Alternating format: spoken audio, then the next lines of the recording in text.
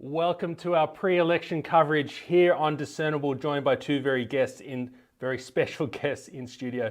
So the idea of today, everyone, we will be having live election coverage tomorrow night from 7:30 p.m. until midnight or a bit later, depending on what happens. But today we need to go over two things.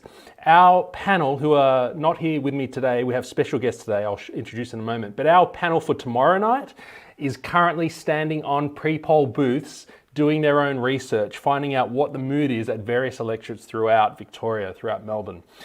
They have prepared for me some bold predictions, which I'm going to lay out for you now, some very specific predictions about specific seats, and we're going to go through them now, and they've informed me not to commit to them too much, but to just say these are their bold predictions, and let's see how much they've failed tomorrow night. The other thing is I want to quickly show you the website for the Liberal Party and the Labor Party and the difference in psychology behind them, which I find fascinating. First of all, let me introduce our two special guests here today. We're joined, of course, by the lead candidate, the independent for Mulgrave, Ian Cook. How are you, Ian? How is the campaign going?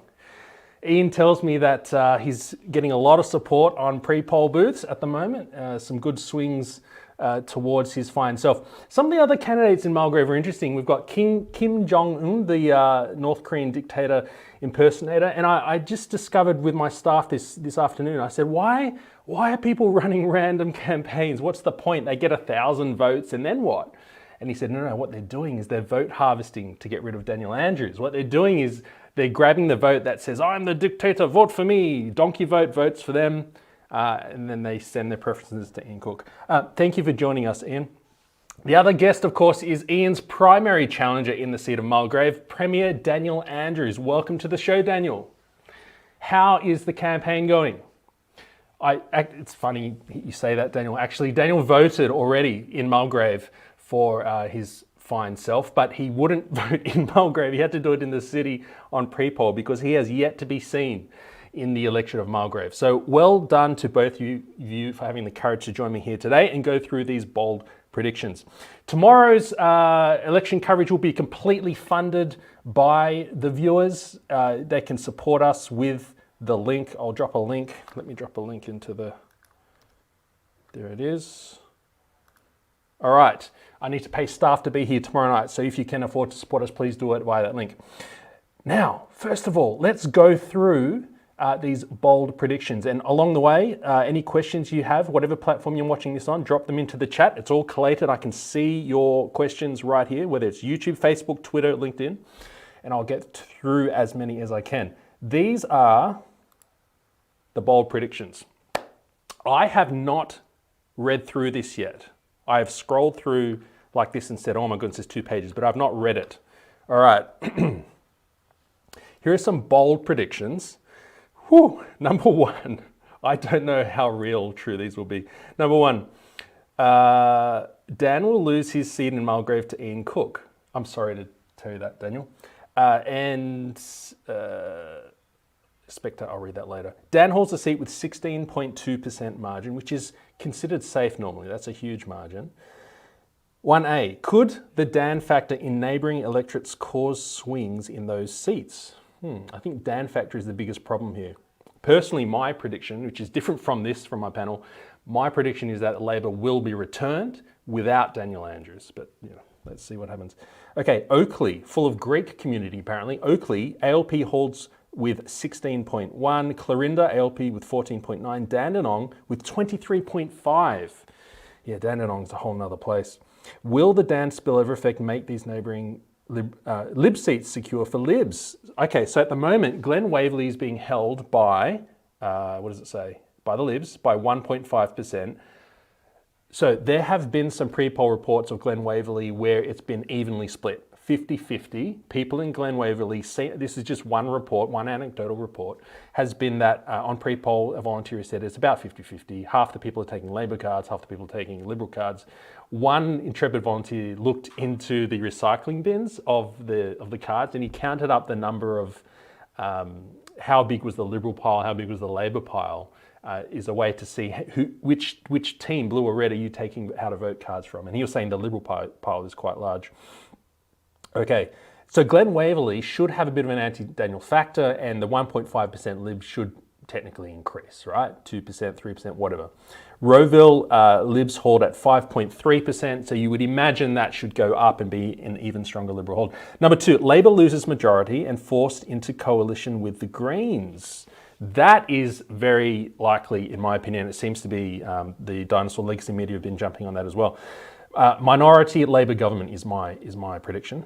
As I was saying earlier, I think I said Labor win. I meant in minority government. 6 months ago, this was a radical thought, but now this is seen as highly likely. I agree with this prediction, good panel. Sorry, Daniel.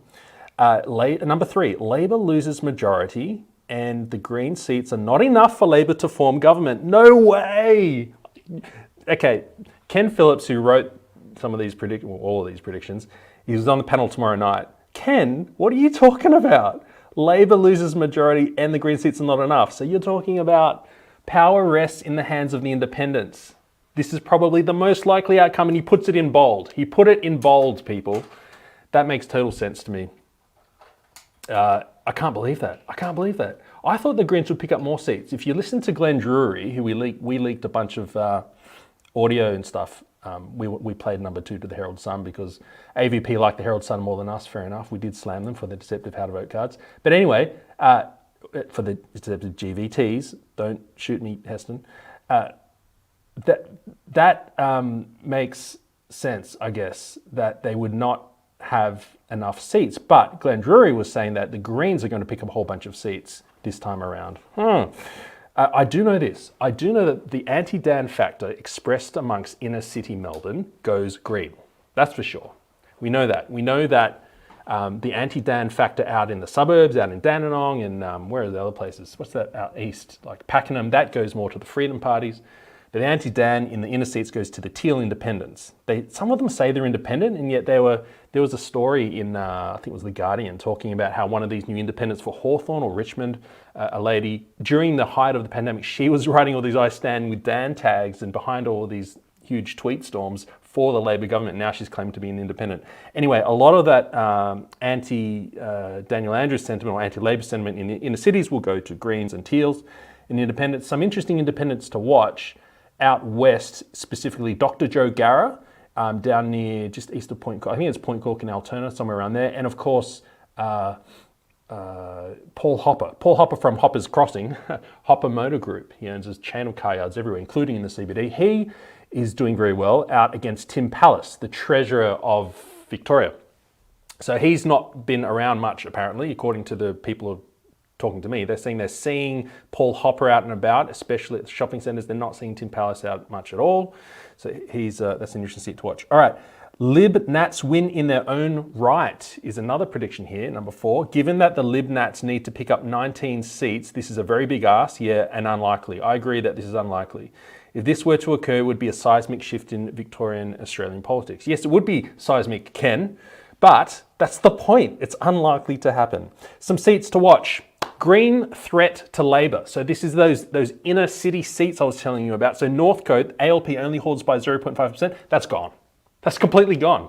0.5% in an election like this, come on. In Northcote, do you know what kind of suburbs are around there? Richmond, ALP holds by 5.8. So watch that seat, see what happens in Richmond. Oh, I'm curious if there are going to be any seats that are going to increase the ALP margin. That will be fascinating. Albert Park. Albert Park has, there's a few independents there running. Oh, that's a very interesting one. ALP holds by 13%. Oh, here, it's written here. Independent Georgie Dragwidge. Are you serious, Georgie? Is that your real last name? If you are not married, never get married. And if you're married, thank your husband, because that last name is bloody fantastic. Preston holds by 21.3%. Imagine walking around as a Liberal in Preston. Good luck. Seems unlikely for ALP to fail, of course. Let's look at some seats that are a Lib threat to Labor. All right, so if the Lib Nats can't win, then what have you written here, Ken? Can't win these, then the election is a disaster for them. Oh, if the Lib Nats can't win these seats that I'm about to talk about, the election will be a disaster for them. All of these seats are within the statewide polling swing of 3 to 4%, being recorded a fortnight ago. All right, so Nepean, ALP 0.7. Ashwood, Pakenham. Oh, that's interesting. Pakenham, ALP holds at 2.2. They should win that. Ripon, South Barwon, Box Hill. All right, Box Hill has...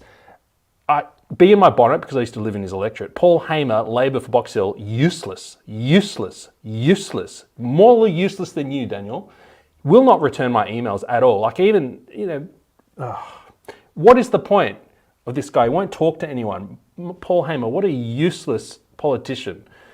He's the current Labor member for Box Hill, which has been a blue ribbon seat for a long time before. So Nicole Werner, who's going up against him, I invited her on the show to talk, and she was more than willing to come on, and she did. You can watch the interview on my page, on my website. Incredible candidate. So she represents the new Liberals that are coming through, new, younger Liberals, and let's see what kind of Liberal Party they're going to make. So she should win Box Hill. That 3.1%, I don't think that will hold. He's not very popular around there with the locals. Ringwood, ALP hold at 3.2. This is the, I need a tissue. Ringwood, he's the MP who, if you follow me on socials, he sent me emails and I think texts. Anyway, he got my details somehow, and I've never spoken to him. I've never emailed him. I don't even live in Ringwood, never have. I don't know how he got my details. Morwell, ALP holds at 4%. So these are seats that our panel is predicting really need to go to the Lib Nats if they are going to be having a victory, because they should win these. Otherwise, it just shows Labor's still popular. If the anti-Dan Labor swing builds, then these seats are at ALP risk. So Melton, which ALP holds at 5%, on the ground reporting suggests that this is a big ALP risk in Melton. Cranbourne, it's Cranbourne. Oh, do you like The Burn Identity? Yeah, is that a good movie with Matt Damon? No, it's Bourne. I don't care how many people tell me to say Cranbourne. Cranbourne, ALP, how do you say auction? I got teased in school. They said, it's not auction. I mean, what do you mean it's not an auction? It's, when you sell stuff and people bid, it's auction. So I can't say it. I can't say auction. Cranbourne, ALP holds 9.3%. Good luck to the people living in Cranbourne. A nice new area, actually. It's got a lot of nice new development around there. And the interesting thing about Cranbourne, I've been down there. I went down there once and I saw Brad Batten, his Liberal Party, handing out how to vote cards.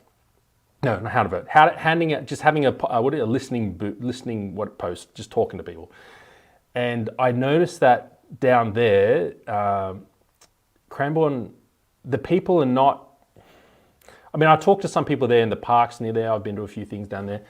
They're just trying to get on with their lives. There's some tradies, there's some families, there's a lot of immigrant population, a lot of Indians. Oh, the food down there is amazing. There's a lot of Filipinos down there, and they're just, and as you head towards Frankston, the fob aspect comes in. My fellow whānau from New Zealand and friends, the Cocos, they're just interested in getting on with life. They're not these hardcore Labor supporters. And so I suspect this strong hold for the ALP in some of these outer, what do they call them? Growth corridors, immigrant communities, hardworking class people. I think the reason why ALP is winning a vote there is ignorance. Ignorance. People vote because that's what we're supposed to do. We're supposed to vote for Labor. That's it. When they start to figure out that Labor represents Hawthorn and Richmond and Toorak far more than it represents Cranbourne North and Dandenong, that's going to change. Has it happened this election? We'll find out tomorrow. Outlier ALP seats, if a big swing is on against Labor, some good seats to watch will be Narre Warren North and South, Bendigo East, Mordialloc. Now, independent threats to Labor, I mentioned these earlier, so Point Cook and Werribee. So Point Cook, I think, is Dr. Joe Garra, and Werribee is Paul Hopper for Hopper's Crossing. Now, that's a huge 12.8% in Point Cook. That's a huge mountain to overcome by Dr. Joe Garra. And Paul Hopper, 9.2% in Werribee. What a huge mountain to climb. But if anyone can do it, Dailey, do you remember Dailey? She went up against independent in Fairfield area in Sydney, where you get the best food in the world. She went up against, what's her name? I can't remember her insulting nickname, so I'll just use her respectful real name. Christina Keneally, former Premier of, I can't remember what they used to call her, the Sook. The Sook, that's right. Paul Murray calls her the Sook. It's funny because they used to sit next to each other on the same show on Sky News. So Christina Keneally parachutes in from North Sydney or somewhere to run in Fairfield. The people of Fairfield, which is like, it's not like Box Hill. It's more like, it's very Asian in Sydney. I've spent a lot of time at Fairfield, but it's more like Dandenong in the sense that it's not as nice. Like Box Hill can be quite nice and wealthy. Fairfield's a bit, lower. So the people there are like, we don't want you, Christina Keneally. And they went for the independent Dailey. Now, That may be happening in Werribee and Point Cook with Joe Garrow and Paul Hopper. We'll see. The Liberal seats are a threat from teals and independents. Yes, this is the kind of the identity crisis with Liberals, right? Well, like, where do they go? Who do they represent? All right, Q. Who was the member for Q? Was that Tim Smith? Was that the Attorney General who got drunk and smashed his car into something and then has a fight with Leo from 6 News, the 15-year-old. Q, Lib sort at 4 points. Oh, Tim Smith factor. Yeah, there you go. Okay, so yeah, he's gone. So I don't know what's going to happen there. Hawthorne, ALP hold at 0.6. Lib John Pursuto, surprise defeat 2018, but has maintained active presence in the seat. Labor member retiring. Okay, so Hawthorne might return to Liberals. Caulfield, notional Labor 0.2. Come on. All Jewish candidates, come on. Southwick, David Southwick, not a huge fan of myself, but look, very Jewish. Jewish candidates, Southwick, Jewish area, they were not happy with the lockdowns, and they may turn this into a referendum on Daniel. Did you see the video of Daniel attending a Jewish thing and they heckled him? That was interesting. Benambra, no idea where that is. Moving on. Independents at threat from the Libs and Nats. What? Okay, so in Mildura there's an independent, and in Shepparton there's an... Okay, that's the end of the predictions. So these are the bold predictions by our panel for tomorrow night. My bold prediction is that you, my friend, Daniel, will unfortunately lose your seat, but your party will go on to form government and continue. Actually, no, I don't even think it'll continue in your ways. I don't think that the Labor Party will be able to hold it together without your fine form. You're looking very handsome today. I think this man here, Ian, will take over from you, Daniel. That is the predictions, and I very much am looking forward to seeing you all in our live election coverage tomorrow night. Before we go, I want to give you a bit of... I'll look at these questions and show you some of these websites by Labor and Liberal I find very interesting. But make sure you tune in to us. We want to beat Sky News again. We beat them last time, Sky News, on our live viewership, and would like to do that again. 7:30 to midnight. So join us tomorrow night. It's going to be this sort of a thing. Into each and every seat with much more intelligent people than me or even these people tomorrow. I have had a spoiler. I have had one of these guests. I won't tell you which one. One of these guests has agreed to drop into this studio tomorrow night during our coverage between 7:30 p.m. to midnight. So you will see one of these guests tomorrow night. Let's go to some questions before we do the website. If you are logging off now, have a lovely day. See us again tomorrow streaming on YouTube, Facebook, LinkedIn, but LinkedIn cuts us off all the time. Instagram has banned us from lives. Twitter does live streaming. Some of you might be watching this on Twitter right now. And Rumble is experimental, but we're on there as well. But YouTube and Facebook are probably the most reliable. If you're going to go to bed, watch it in the morning. You can watch it in the morning on Sunday morning. Okay, what are you telling me, people? This is Dan's doppelganger. Yes, well, it's not. It's Daniel himself.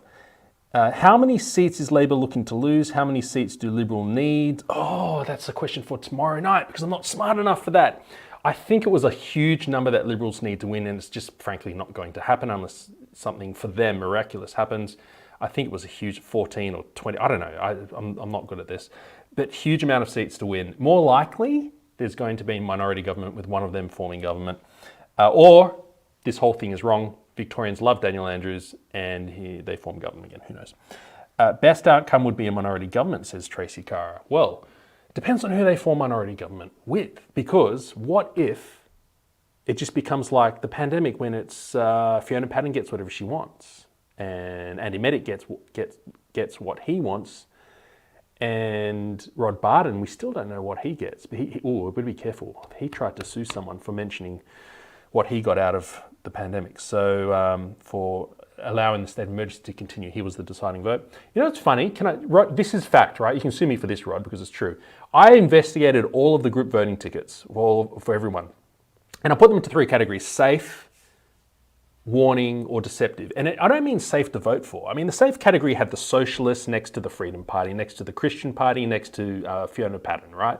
Like, I was just testing to see whether the average voter for each party is getting a clean preference deal in the upper house. So if you really love the Socialists and you vote for socialists one above the line in the upper house, are you getting a clean preference flow? Mostly yes. The preferences are going to where you would expect as a voter for the Socialist Party, according to what they write on their website and what we all know. If you're voting for, say, the Freedom Party in Victoria, are their preferences one above the line in the upper house? Will their preference flow go to where you would expect them to go? Yes, the Freedom Party of Victoria, whatever you think of them, their GVT, their preference flows are very honest. If you vote for the Liberal Democratic Party, one of my favourites, you're one above the line, are their preferences going to where you would expect them to go? In some cases, not really. You need to check and maybe vote below the line, or always vote below the line. And in particular in Northern Metro, no, they're deceptive. Do not vote one above the line LDP in Northern Metro. Vote below the line and put LDP 1 if you want. But some of the preferences are putting Animal Justice Party, parties like that, above freedom parties. So the point of that graph was to say, hey, are the parties being honest? And this is the GVT, the group voting ticket, the hidden preference system that 90-something% of people use. They vote above the line. Voting below the line overcomes all of that. I found the far left parties to be very, very consistent in their GVTs.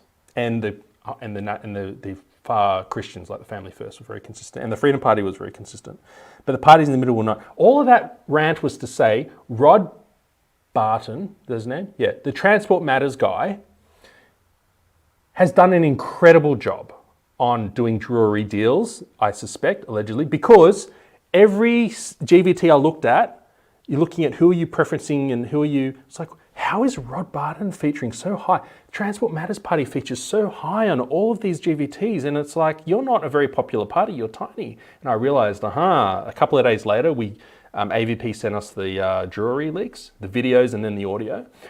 And we were like, okay, clearly Rod's done a lot of deals and Drury's put him up everywhere, because Rod Barton is the number one winner in this election of GVTs, of voting above the line, because so many parties have preferenced Rod Barton really highly. I'm in Point Cook, says Melissa. The Socialist Party are everywhere. Well, then vote for them.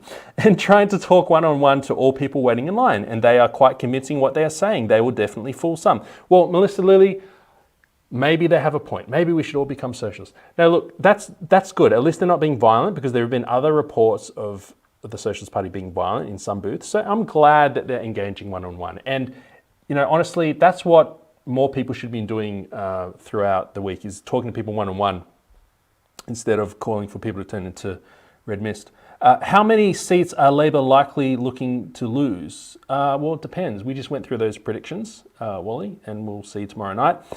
It would be fitting for the voters of Mulgrave to sack Daniel Andrews. Just close your eyes for a moment, Daniel. I don't want you to hear this. This might hurt your feelings. After his fellow MPs have been too cowardly to do it themselves.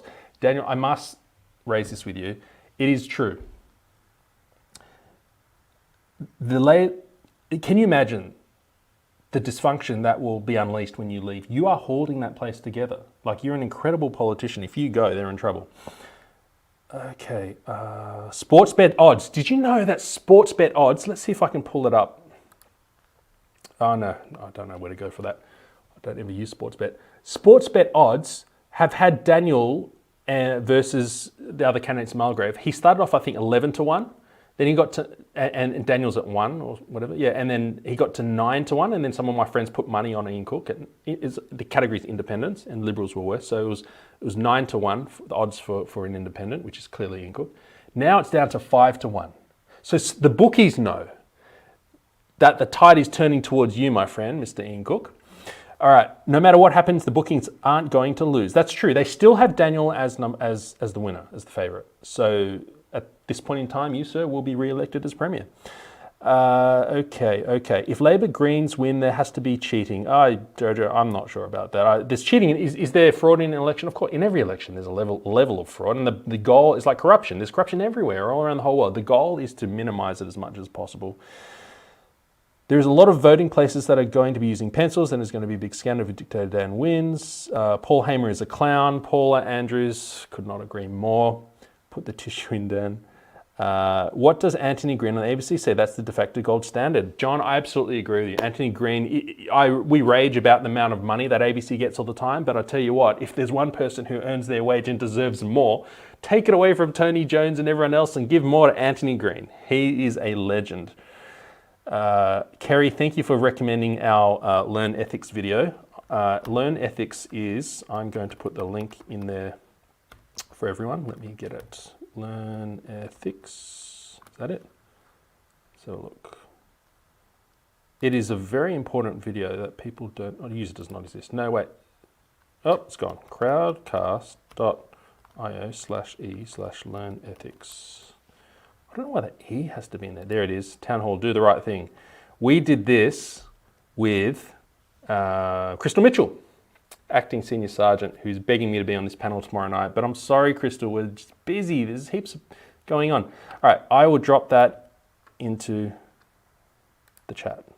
Bang. If you want to learn about ethics, there it is. All about deontological ethics, teleological ethics, utilitarian ethics. But those are big words. Who cares? The point is, how do you know what is the right thing to do? And people like this, Daniel Andrews, the reason why they believe they're doing the right thing is because their ethics tell them they are doing so. Like at the end of the day, the ends justify the means. And so if they had to kill 1 or 2, but they saved 1 million, isn't that worth it? Well, we need to understand where your ethics come from and make some decisions, people, because our world is getting a bit topsy-turvy.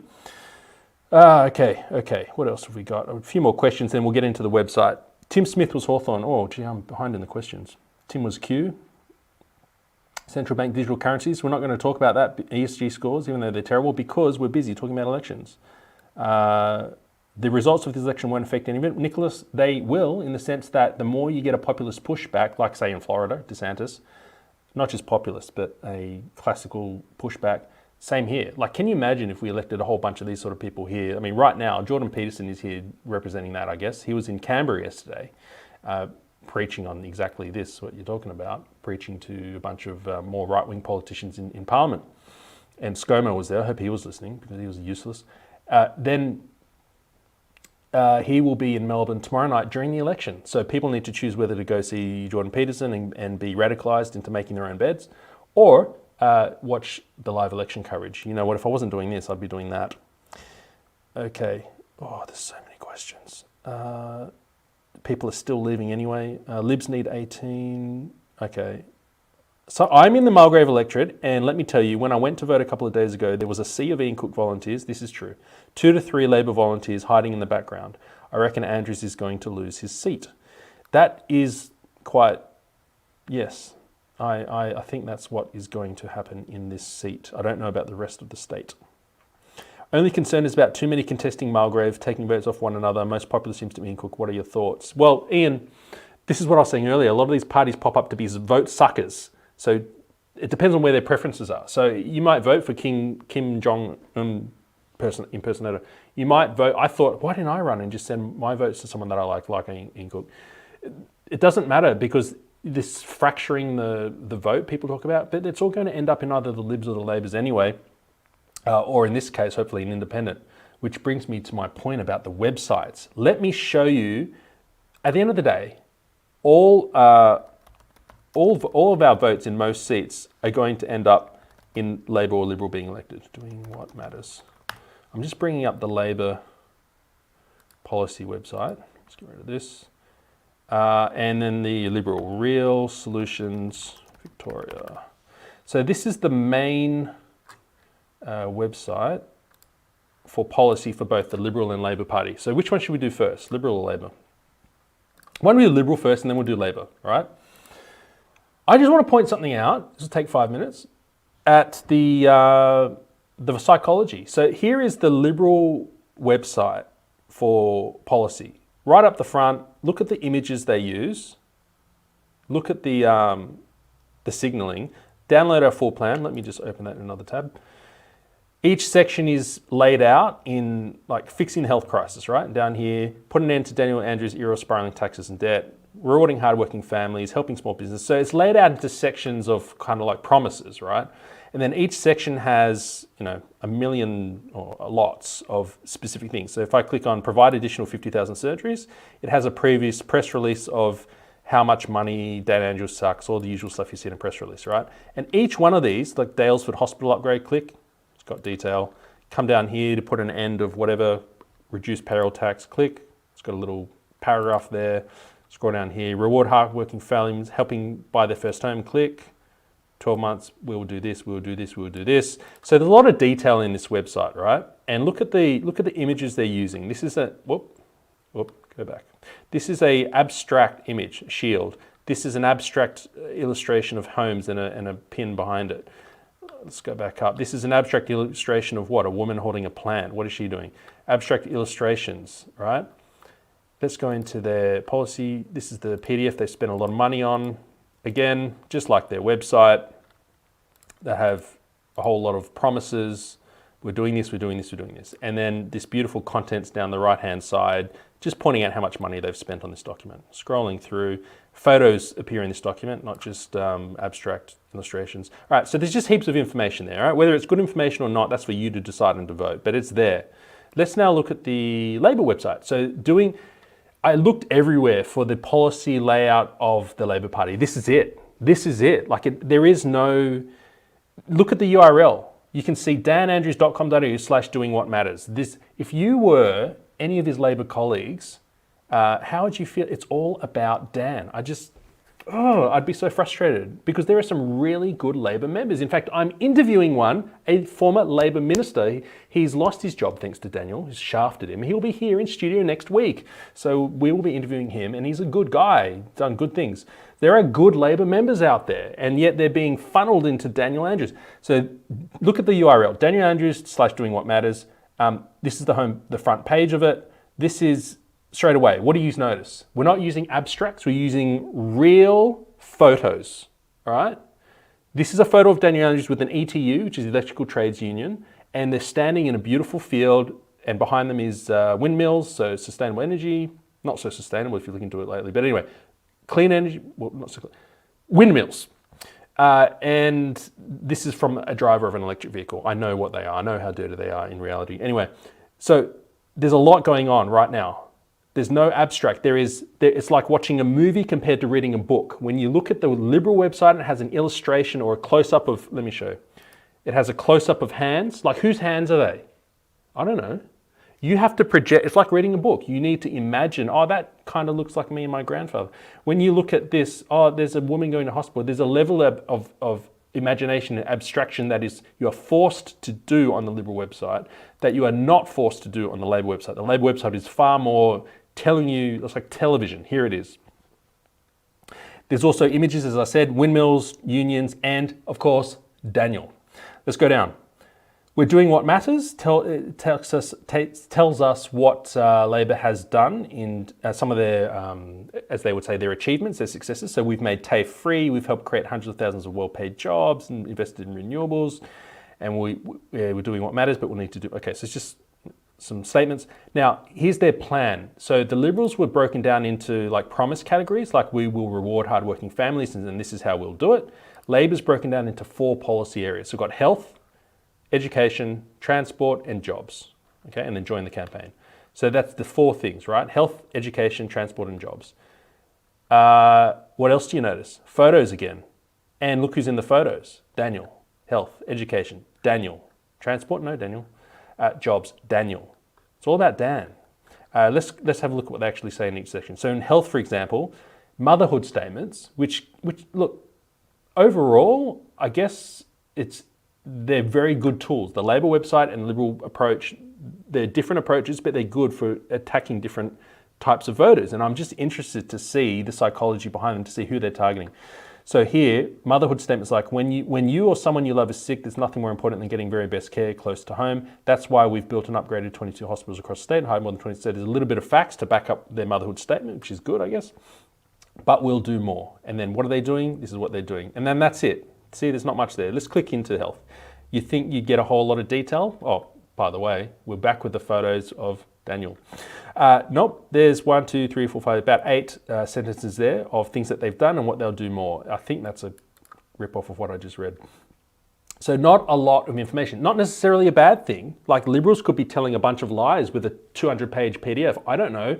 I'm just pointing out that Liberals have a 200-page PDF.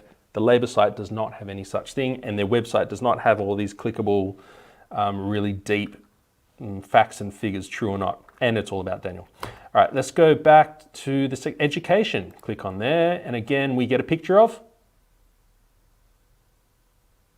Daniel. We have, again, a short number of sentences, right? Let's go back. Let's go to transport, click through. Picture of Daniel. Some sentences, and at the end of these pages, I should mention, they do have specific policies like, we've removed this 1 million crossings, picture of Daniel. We've done these crossings, that's good. It's similar to the Liberal website, like, hey, we're good, we've done this. Building the state suburban rail loop. Dude, where's the picture of Daniel? It's the first time we've seen one without you, buddy. Delivering metro tunnel. There's a picture of Daniel in the thumbnail. Is there a picture of Daniel? Yes, another new picture of Daniel. Okay, so as you can see, like that kind of thing, jobs. Let me just go to one more picture of Daniel. Down the bottom, free TAFE, free nursing, free rego, pictures of Daniel in all of them, in the first three. Free TAFE, what's that about? Oh, okay.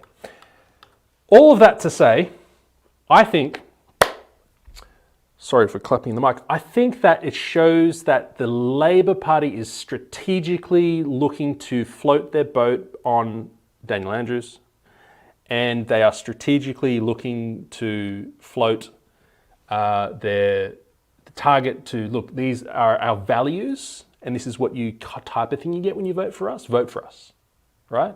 And so I don't want to be rude to say low information voter, because there are some good Labor members and there are some good people who vote Labor for reasonable reasons. But it is definitely simpler, definitely.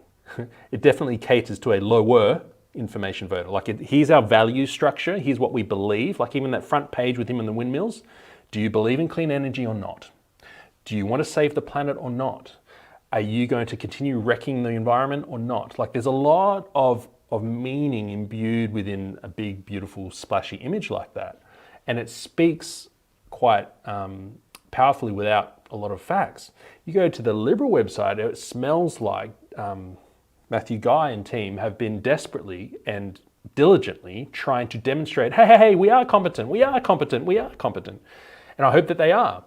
And they put, we've done this and this and this, and we'll do this and this and this, and here's our policy, blah, blah, blah. Like, they're very specific. It's a very different approach. And to read the Liberal website, it's like, you have to have, sorry to say, much more of a brain. Like, it's complicated. There's a lot of numbers in there. You go to the Labor website, it's more like a really beautiful marketing campaign to vote for us because they suck.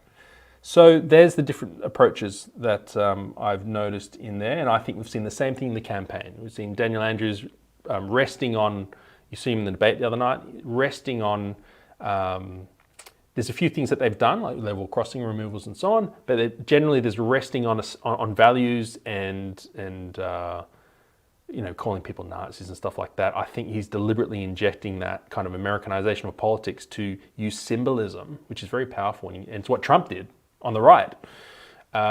He may be leaning on that, whereas Matthew Guy is obviously deliberately trying to be very composed, because last time around people said you were too aggressive, and he is going with lots of facts and figures. So I don't know what's going to happen tomorrow from that point of view, but I do think overall we're going to see Labor take a shellacking.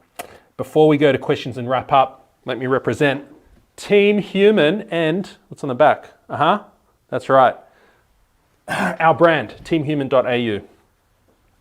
Hit it up in the links. Questions, and then we'll get you out of here. Thank you for joining me for a live stream in the middle of the day on whatever day it is, Saturday, Friday. Okay. FPV has Libba head of Ian Cook. Not sure if something people expect. Oh, so Freedom Party of Victoria has Libba head of Ian Cook. Oh. Well, when I measured them, I measured would the freedom-minded people like to have Liberal ahead or Labor ahead, and I found their preferences to be quite honest. Can you feel it in the air, says Mick. People are seething. Well, here's the thing. If you scroll back up on my social media, you'll see a clip of Emily from Voice Victoria saying that those in the laptop class who weren't affected, like who didn't think the pandemic and lockdowns were a big deal. Well, it wasn't a big deal for them. So I'm very aware of this. There are a bunch of you that are very much seething and were hurt, and there are a bunch of you that were not. And those who are seething and hurt are more motivated to watch this. They're more motivated to vote for our friend here, Ian Cook. So just don't forget that. Like when the results come in tomorrow night, it's not going to be 93% voted for Matthew Guy and Freedom parties. It will not be that. Melissa, who else have we got? Matt, who are you voting for? Well, Jessica, I voted a week ago. Vote early and vote often, right? No, I voted a week ago, and I don't know if I should say who I vote for ever, because I want you to vote who you... Let me say this. You need to figure out who represents your values and vote for them. So I have great respect for... That's why I said earlier in the week, I have more respect for a socialist voting for the Victorian Socialist Party, even though I think they're quite dangerous to our society, than a mindless voter voting for Daniel Andrews over here. Because if you're voting for... Lately, people mindlessly vote for Daniel Andrews. It's like, do you even know what you believe in? Do you even understand what you're doing? All you can do is just yell, cooker, cooker, cooker. Yeah, okay. And? What else? Is that it? Vote Dan. I stand with Dan. Okay, sure. Great. What else? Why do you stand with Dan? You're a cooker. Okay. So, figure out what your values are, vote for them, and I'll respect you for it. I did not vote for Daniel. I did not vote for Liberals either. Vote Labor before Greens, says someone, and the reason animal justice trade parties or stop with Liberals as a blocker. Lita Calimaris, I believe no matter which side you support, animal justice or LDP, or socialist or Freedom Party, I don't care, you should vote minor parties first. There is a big problem, and our other panellist tomorrow night, Anka Sayan, we have 3 panellists tomorrow night, plus me. He's going to be talking about this unrepresentative 2-party system we have, where, and he's more of the left, like refugee advocate, migration professional. He's going to show us, hey, we've got people winning 30% of the primary vote and becoming prime minister. Like it's not representative. So I think we need to put all minor parties first. If you love left and socialism, great, go socialists, Fiona Patten, Greens, animal justice, blah blah, and then put Greens, and then put Labor, and then put Liberal and the Freedom parties last. If you love freedom and classical liberalism and democracy, whatever, all that kind of stuff, then don't put Liberal first. Put your... Well, he's different. He's an anti-corruption ticket. Put your Freedom parties and your LDPs and whatever else you want, your Health Australia parties and your Family First parties and all of this, right? And then you put in your Liberals as your backup, because your vote will go through the minor parties and it will hit the Libs. So you can prop up your Socialist Party and eventually it'll hit Labor and you'll be sweet. You can prop up your Freedom parties and eventually it'll hit Liberals and you'll be sweet. The problem is that everyone keeps on putting Liberal or Labor up the top. I think that's terrible.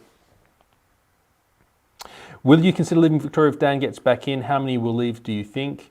Well, I don't know how many will leave, or even if the figures, if PR Guy 17 is to be trusted, whether they were... He's such a joke lately. He used to be interesting. He used to be funny. I really enjoyed him until recently.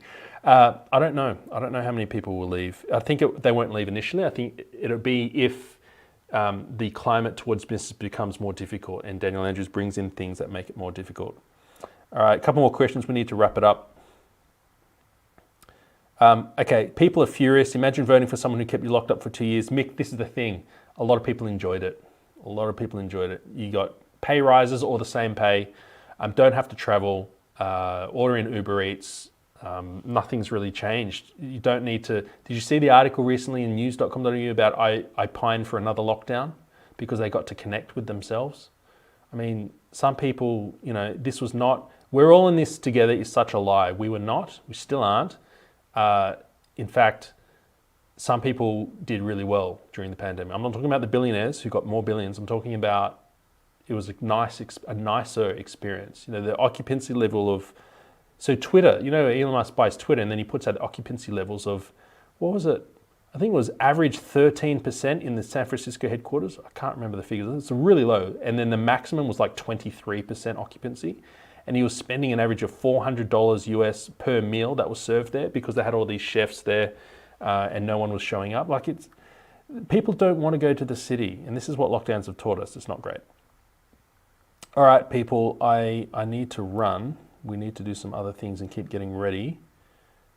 Let's get a couple more questions. Andrews thinks everything is free. He does. Watch out for that. It's just free this, free that. Renewals are not reliable. I agree. If it's free, you are the product. Yes, yes, yes. Emily Voice Victoria has tinted glasses. Here we go. Benjamin Robson. Emily called the debate as a win for Matthew Guy, whilst many others, including me and LDP supporter, called it a win for Andrews. Ben Robson, we all have tinted glasses, but with the debate, it's hard because people said he didn't go hard enough. He could have landed blows, and then others said no, he lost because Andrews schooled him. Others said no, he won because he kept calm and Andrews looked like a fool. Everyone was. It's like that quote. It's not about seeing new things and seeing new places. It's about gaining. It's not about gaining new experiences. It's about gaining new eyes. Right, seeing things differently. Everyone saw the debate in a different way, and I think at the end of the day, we'll just have to measure by what actually happens tomorrow. Personally, where Discernible sits, we've always served the suburban mums. I just can't help it. I guess I'm more effeminate as a guy, I don't know, but I'm more in touch with the suburban mums and dads out there in Knox, and in Wanturna, and in I don't get the inner city, and so. I would have liked, I did. I like it when people are calm. I like it when people don't have any red mist about them. I like it when Matthew Guy was not smashing Andrews, because I don't have a personal desire to, I know a lot of you do, and that's fine. I understand why, because he screwed you, but it doesn't really get us anywhere. So people watching Discernible might feel the same, that Matthew Guy did a good job in that sense, that he didn't aggro. You see me on the interviews that I do, right? I would rather give someone enough rope and let them hang themselves than me get angry at them. Anyway, have a lovely day. See you for live election coverage, 7:30 p.m. tomorrow night.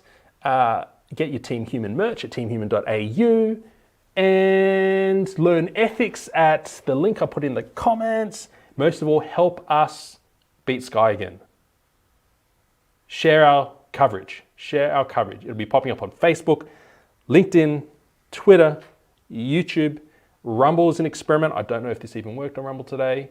And vote well tomorrow, my fellow humans. It is important. Vote well. Vote below the line. Make your voice heard. Goodbye.